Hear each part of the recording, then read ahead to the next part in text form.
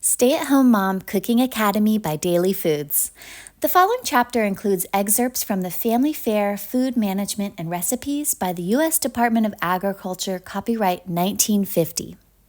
Assignment 1. After reviewing this lesson, share in the comments below something you already knew and something you learned from this lesson. Nutrition is the science that deals with food at work, food on the job for you.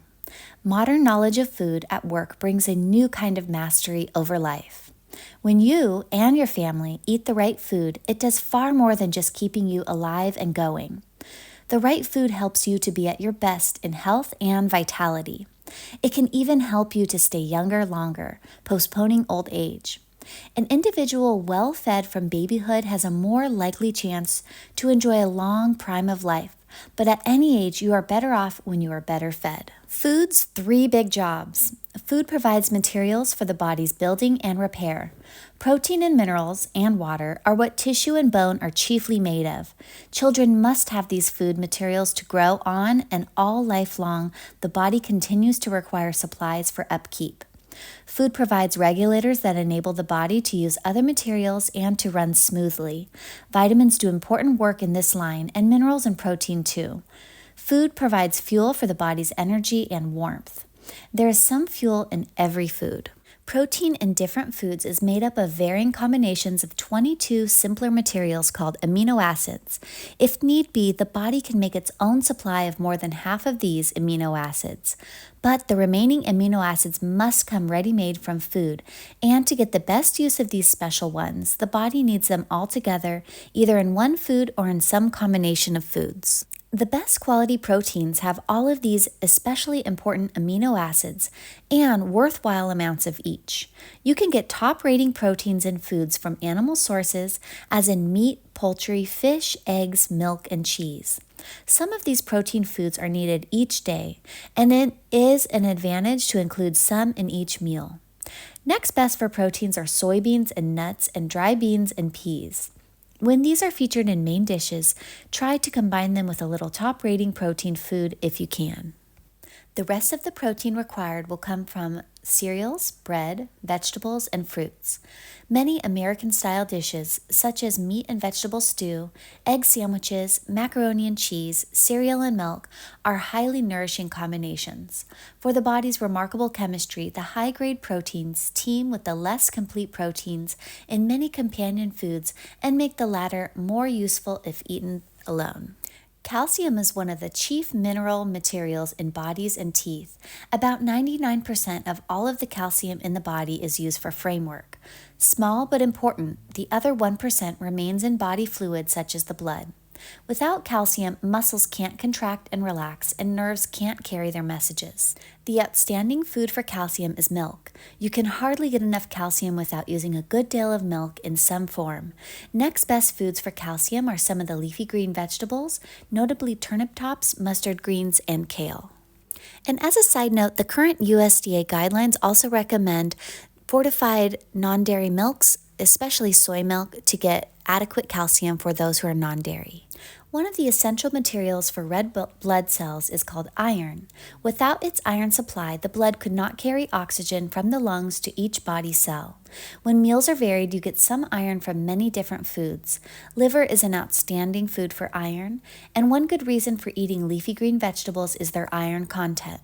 Some of the other foods that add iron are egg yolks, meat in general, peas and beans of all kinds, dried fruits, molasses, bread, and other cereal foods made from the whole grain or enriched grains. Your body must have small but steady amounts of iodine to help the thyroid gland to work properly. The most familiar bad effect of getting too little iodine is a swelling of the gland called goiter. Along the seacoast and in some parts of the United States, iodine is contained in the drinking water and vegetables and fruits grown in the soil.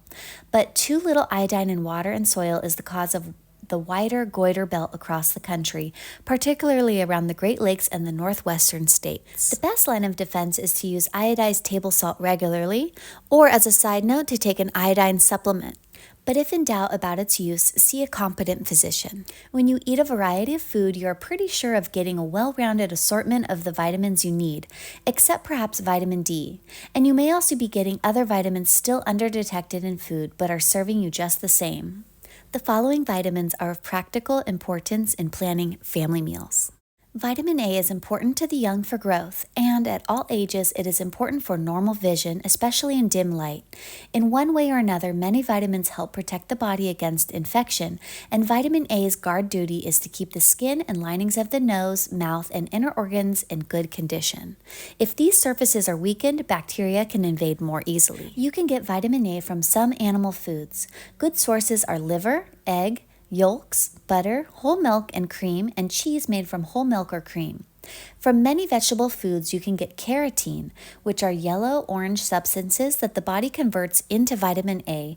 A green, yellow, and some red vegetables are good sources of carotene. A few foods contain real wealth of B vitamins, but in a varied diet, many foods contribute some, and so build an adequate supply. One way to make sure of raising your level is to use regularly bread and flour that have been made from whole grain or that have been enriched so as to restore B vitamins. Getting ample milk in the diet is important for Bs too, and for riboflavin in particular. B vitamins play a part in converting fuel and foods into energy. When the diet is very low in vitamin C, gums are tender and bleed easily, joints swell and hurt, muscles are weak. You need some food rich in vitamin C daily because the body can't store much of this vitamin. All of the familiar citrus fruits are bountiful sources of vitamin C. Half a glass of orange juice or grapefruit juice, fresh or canned, goes far towards meeting a day's needs. The same is true for half a grapefruit, a whole orange, or a couple of tangerines. Other good sources of vitamin C include tomatoes and tomato juice, canned or fresh strawberries and cantaloupe, also raw green food such as cabbage, green pepper, and green lettuce.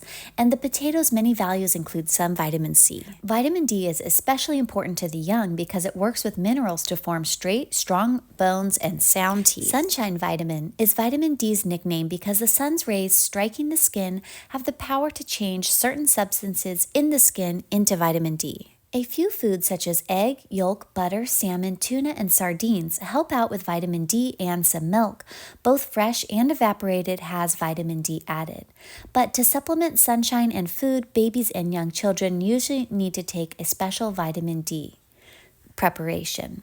And as well, on a side note, the USDA also recommends fortified milk and products that also contain vitamin D these days. For the body's energy and work and play, fuel must come from food.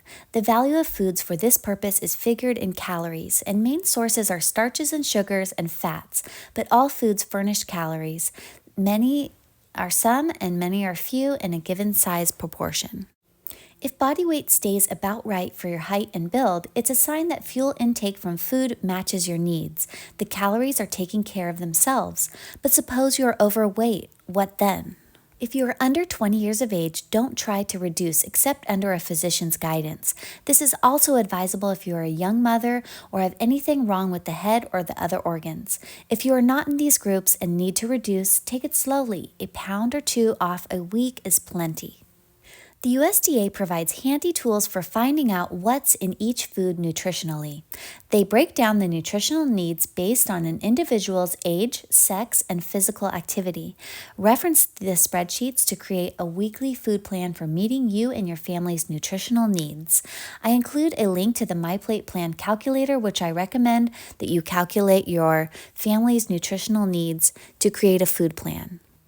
And it's really up to you. So here are some tips for meeting your family's nutritional recommendations each week. To get all of the nutrients needed, it's wise to choose a variety of foods. It is also important to get enough of the different nutrients from food. A food plan is a great way to meet your nutritional needs. And you will be off to a good start nutritionally if you plan meals by some orderly plan so that daily food includes needed quantities of protein, minerals, and other nutrients. Choose minimally processed foods, ideally in their whole state, to get the most vitamins and minerals from each food.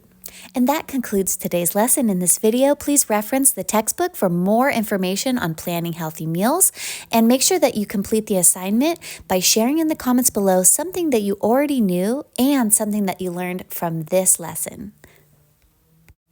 And remember that moms cook about 1,000 meals a year. So thank you so much for joining me and learning about the nutrition A to Z for feeding your family healthy meals. In the next lesson, we'll be talking about how to create a food plan using the MyPlate plan calculator from the USDA. All right, thanks so much for joining me in this lesson, and I'll see you in the next video. Bye.